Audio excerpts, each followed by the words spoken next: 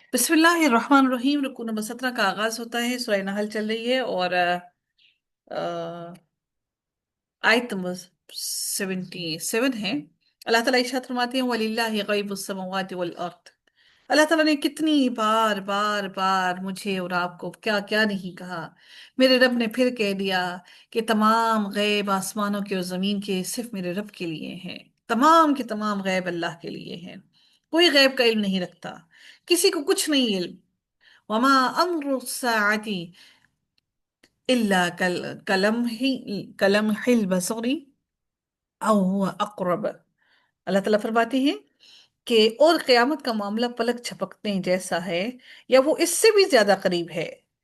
ان اللہ علی کل شیء قریب شیء قدیر۔ یقیناً اللہ تعالیٰ ہر چیز پر پوری قدرت رکھنے والا ہے، یعنی کہ پلک جھپکنے سے جیسا یا اس سے بھی قریب ہے، یعنی قیامت واقع ہونے میں آنکھ جھپکنے جتنا بھی وقت نہیں لگے گا۔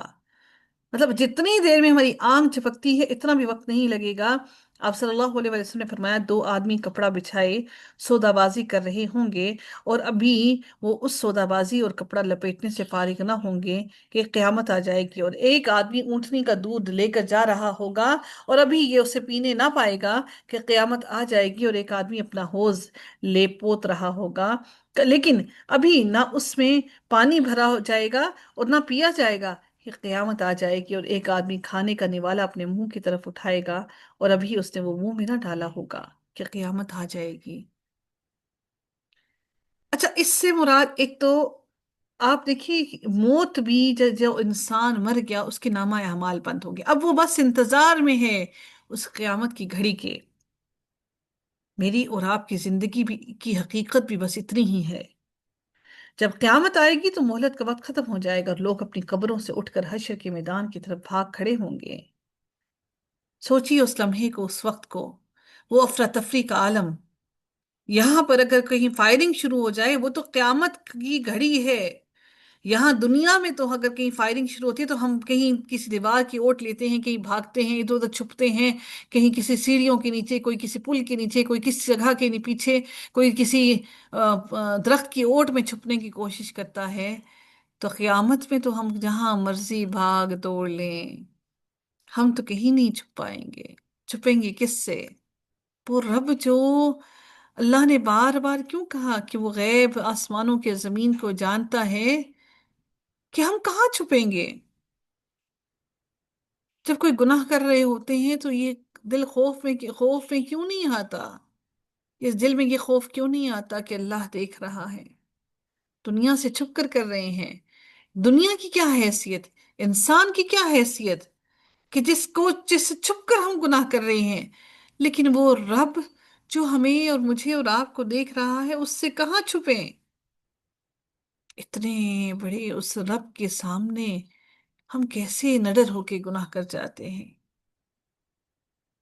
یا اللہ تو ہماری مغفرت فرما دے، ہمارے گناہوں کو معاف کر دے، جو کوتاہیاں غلطیاں جو زندگی میں ہو گئیں ان سب سے درگزر کر دے۔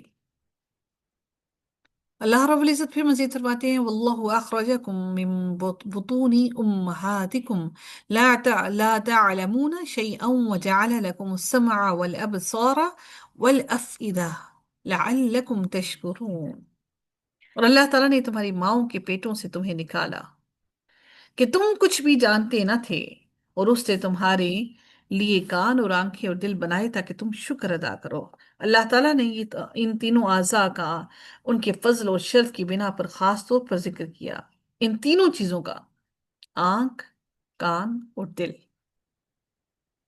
اللہ تعالیٰ نے انسان کے لیے یہ تینوں چیزوں کا ذکر خاص طور پر کیا اور ان کے خصوصیات پر ان کو کہا، کیونکہ انسان کے لیے یہ تینوں اعضاء بہت اہم ہیں۔ صرف یہی تین دروازے ہیں جن کے ذریعے سے علم انسان تک پہنچتا ہے، کانوں سے سن کر، آنکھوں سے دیکھ کر، اور یہ علم ہمارے دل تک پہنچتا ہے۔ اللہ تعالیٰ نے خاص طور پر ان تینوں چیزوں کا ذکر کیا۔ ان تینوں چیزوں سے ایک بھی چیز انسان کی کام نہ کرے تو انسان کا علم نہیں پہنچ سکتا، انسان میں اور پھر جانور میں کوئی فرق نہیں بچتا۔ اللہ تعالیٰ نے خاص طور پر یہ ذکر کر کے فرمایا کہ تم मैंने ये तुम्हें चीजें इसलिए दी ताकि तुम अल्लाह मेरा शुक्र अदा कर सको। अल्लाह ताला ने आंखें, कान और दिल इसीलिए दिए कि इंसान तमाम उम्र अल्लाह का शुक्र अदा करे। हमें तो याद ही नहीं कि अल्लाह ने हमें आंखें दे दी। हमें तो याद ही नहीं अल्लाह ने हमें कान दे दिए। हमें तो याद ही नहीं कि अल्लाह ने हमें तालिम दिल दे दिया।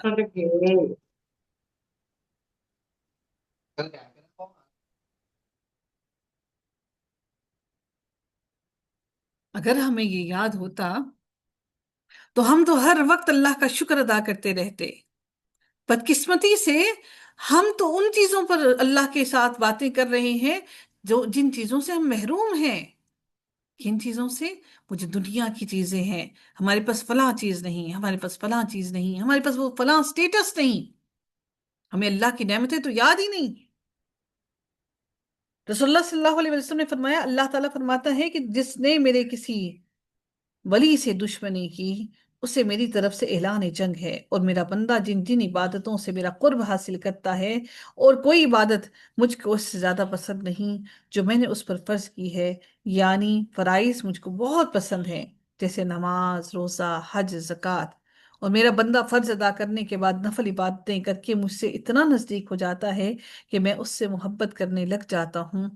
फिर जब मैं उससे मोहब्बत करने लग जाता हूँ तो मैं उसका कान बन जाता हूँ जिससे वो सुनता है, उसकी आंख बन जाता हूँ जिससे वो देखता है, उसका हाथ बन जाता हूँ जिससे वो पकड़ता है, उसका पाँव बन जाता हूँ जिससे वो चलता है। और अगर वो मुझसे मांगता है तो मैं उसे देता हूँ। अगर वो किसी दुश्मन या शैतान से मेरी पनाह का तालिब होता है तो मैं उसे महफूज रखता हूँ। और मैं जो काम करना चाहता हूँ उसमें मुझे इतना तरद्दुद नहीं होता जितना कि मुझे अपने मोमिन बंदे की जान निकालने में होता है। अल्लाह अकबर। वो तो मौत को बवजह तकलीफ जिस्मानी के पसंद नहीं करता, और मुझको भी उसे तकलीफ देना बुरा लगता है। अल्लाह अकबर। मेरे अल्लाह तो हमें भी इस काबिल बना दे, हमें भी इस लेवल तक ले जा कि जिनसे तू मोहब्बत करे। अल्लाह तो हमें भी अपना कुर्ब अता कर दे, हमारे दिलों को अपनी वो मोहब्बत अता कर दे, हमारे दिलों को अपनी मोहब्बत से भर दे, हमारी जुबान को अपनी जिक्र से खालिस कर ले। हम दुनिया की लज्जतों में पड़े हैं, हमारी जुबान को अपने जिक्र से हर वक्त तर रख। हमें अपना कुर्ब नसीब कर दे, इस दुनिया में ही हमें कुर्ब नसीब कर दे, इस सेहत की हालत में ही हमें कुर्ब नसीब कर दे।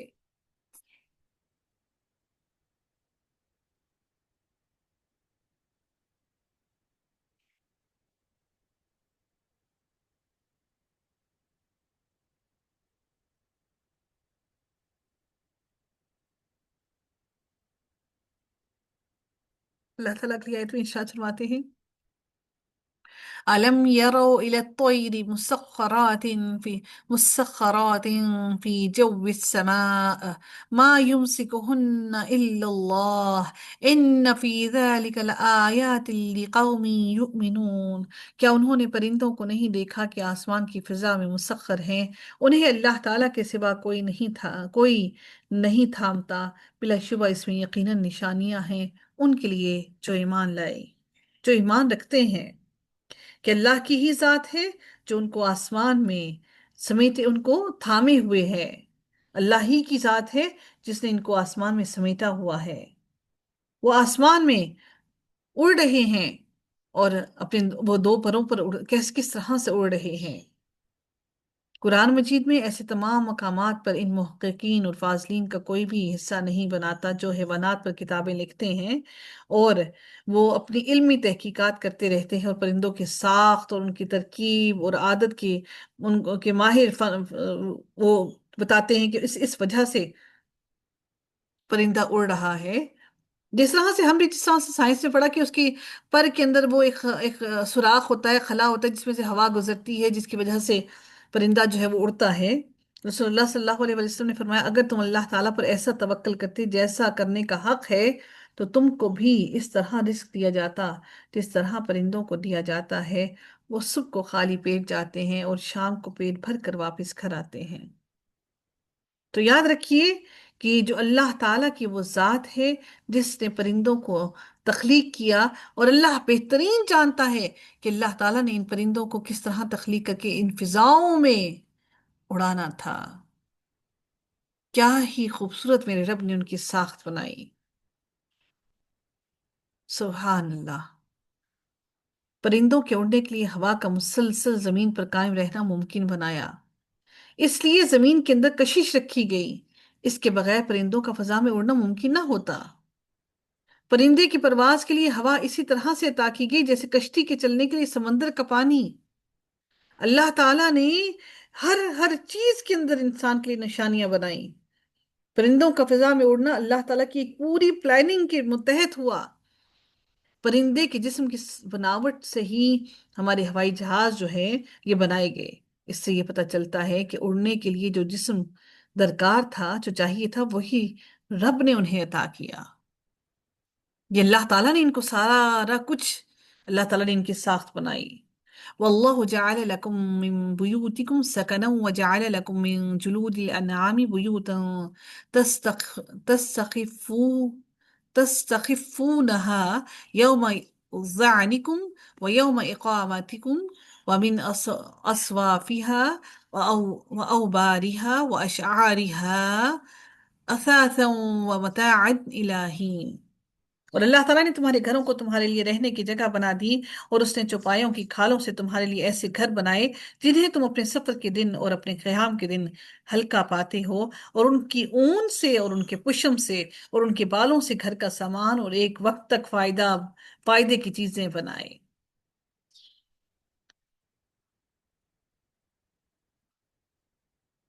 یعنی اللہ تعالیٰ نے تمہارے لیے گھر اور بڑے بڑے محل بنائے جو تمہیں گرمی اور سردی سے بچاتے ہیں، تمہیں تمہاری اولاد اور تمہارے مال اور تمہیں ٹھکانہ عطا کیا۔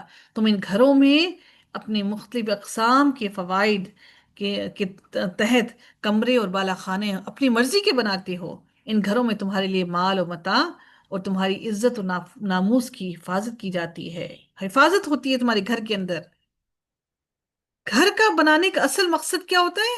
سکون حاصل کرنا، دل کا سکون حاصل کرنا۔ اللہ تعالیٰ نے انسان کے لیے یہ ساری کی ساری چیزیں انسان کو نعمتیں اپنی عطا کی۔ اس کے علاوہ اس گھر میں انسان کو سکون کے ساتھ ساتھ آرام بھی میسر آتا ہے۔ انسان ہر طرح سے اپنی زندگی کو سکون سے گزارتا ہے۔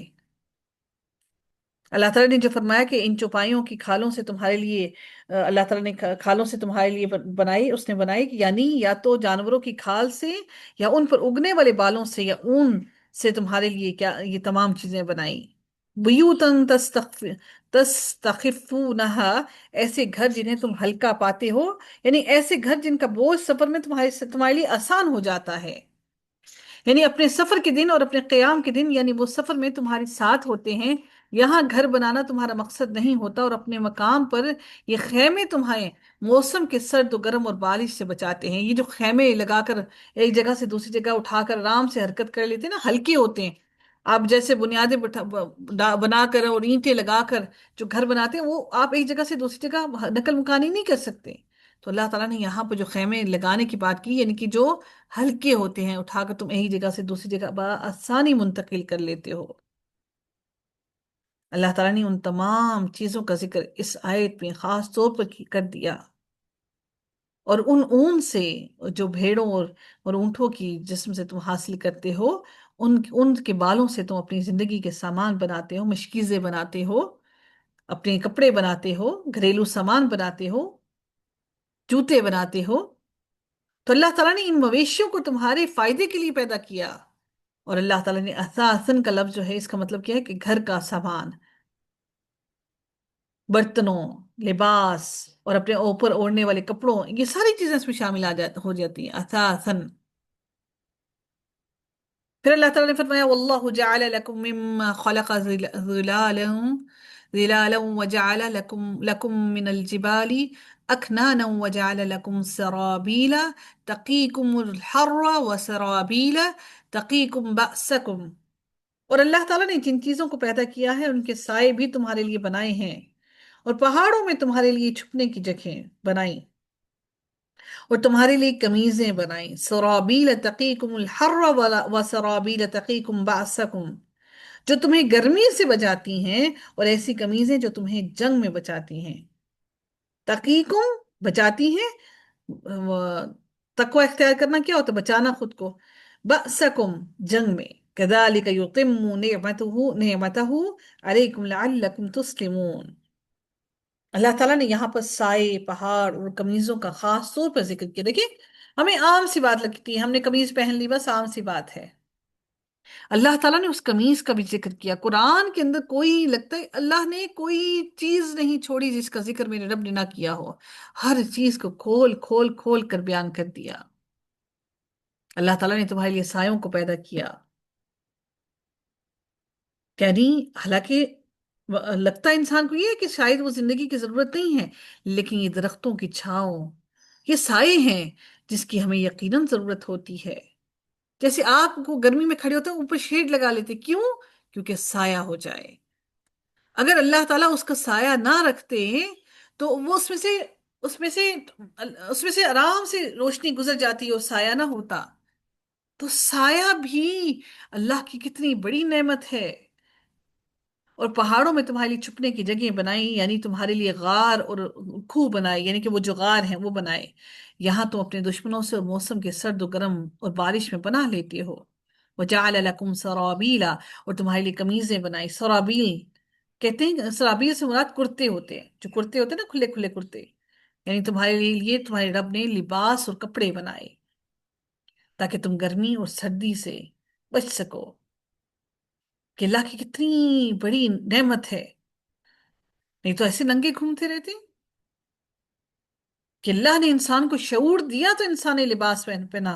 और बदकिस्मती से हम उसी लिबास को काट काट काट कर शॉर्ट करते थे। हाफ स्लीव्स पहन ली, पहले क्वार्टर, 3 क्वार्टर स्लीव्स होती थी। फिर उसके बाद क्वार्टर पे आई, फिर उसके बाद हाफ स्लीव्स पर आ गए, और अब तो खैर से स्लीवलेस हो गई। अल्लाह ताला फरमाते हैं, इस तरह अल्लाह ताला तुम पर अपनी नेमत की तकमील करता है। इसी तरह अल्लाह ताला ने तुम्हें तुम्हारी जरूरत की चीजें अता की हैं, और उन इतनी नेमतों से नवाजा है जिनका तुम शुमार नहीं कर सकते, ताकि तुम फर्मा बरदार बन जाओ।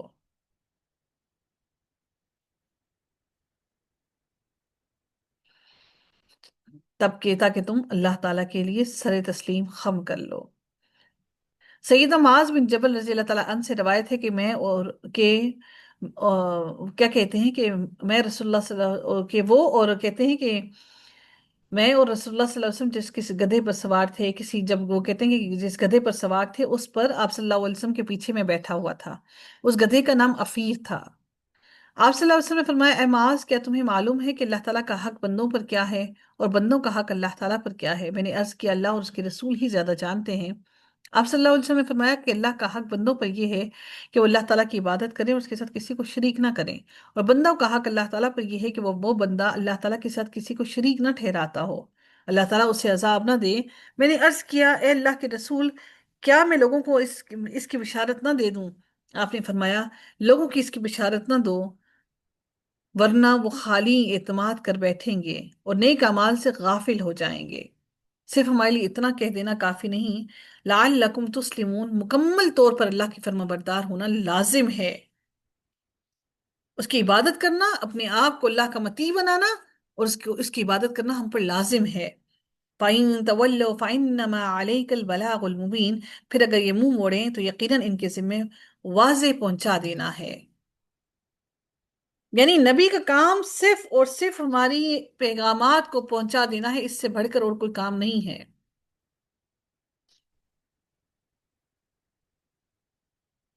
सईदा अबू हुरैरा ने बयान किया कि जब आयत और अपने खानदान के कराबतदारों को डराओ नाजिल हुई तो रसूलुल्लाह सल्लल्लाहु अलैहि वसल्लम ने सफा पहाड़ी पर खड़े होकर आवाज दी कि ए जमात कुरैश, क्या इसी तरह का कोई और कलमा? आप सल्लल्लाहु अलैहि वसल्लम ने फरमाया, अल्लाह ताला की ताअत के जरिए अपनी जानों को उसके अजाब से बचाओ। अगर तुम शिर्क और कुफ्र से बाज ना आए तो अल्लाह ताला की, हाँ, मैं तुम्हारे किसी काम नहीं आऊंगा। ए बनी अब्द अब्द मनाफ, अल्लाह ताला की, हाँ, मैं तुम्हारे लिए बिल्कुल कुछ नहीं कर सकूंगा। ए अब्बास बिन अब्दुल मुत्तलिब, अल्लाह ताला की बारगाह में मैं तुम्हारे कुछ भी काम नहीं आ सकूंगा। ए सफिया रसूलुल्लाह सल्लल्लाहु अलैहि वसल्लम की भी, मैं अल्लाह के यहाँ तुम्हें कुछ फायदा ना पहुंचा सकूंगा। ए फातिमा, मोहम्मद की बेटी, मेरे माल में से जो चाहो मुझसे ले लो, लेकिन अल्लाह ताला की बारगाह में मैं तुम्हें कुछ फायदा ना दे सकूंगा। क्या आज हम अपनी औलाद को ये बातें सिखाते हैं, समझाते हैं? ہم دنیا سکھائے جا رہے ہیں، پڑھائے جا رہے ہیں، دنیا کمال، دنیا کمال، دنیا کمال، اچھا پڑھ لو، اچھا پڑھ لو، اچھا پڑھ لو۔ کیا ہمیں اپنی اولاد کی نمازوں کی، ان کے عمل کی، ان کی فکر ہے؟ اللہ تعالیٰ ہمارے اولاد کو راہ راست عطا فرمائے۔ یعرفون نعمت اللہ ينکرونها واکثرهم الکافرون۔ وہ لوگ اللہ تعالیٰ کی نعمت کو پہچانتے ہیں اور پھر اس کا انکار کرتے ہیں، اور ان میں سے اکثر لوگ کافر ہیں۔ اکثر لوگ اللہ کی نعمت کو پہچانتے ہیں، اپنی آنکھوں سے جب جانتے ہیں، یعنی اللہ تعالیٰ کی نعمت سے مراد یہاں پر کیا؟ محمد صلی اللہ علیہ وسلم ہے۔ اللہ تعالیٰ نے اتنی بڑی نعمت ان کو بنا کر بھیجا کہ وہ ان کو ہدایت کا رستہ بتا رہے تھے۔ اگر نبی کریم صلی اللہ علیہ وسلم ان کے درمیان میں نہ آتی تو یقیناً یہ قوم ایسے ہی رہتی، یہ قوم راہ راست پر کبھی نہ آتی، اور اور پھر یہ اللہ کے سامنے کوئی حجت بھی بیان کرنے کے قابل نہ ہوتے۔ لیکن اللہ تعالیٰ نے ان سب کو ہدایت عطا کی، نعمت عطا کر کے نبی کریم صلی اللہ علیہ وسلم اللہ تعالیٰ نے بلیسنگ کے طور پر ان کو دیے۔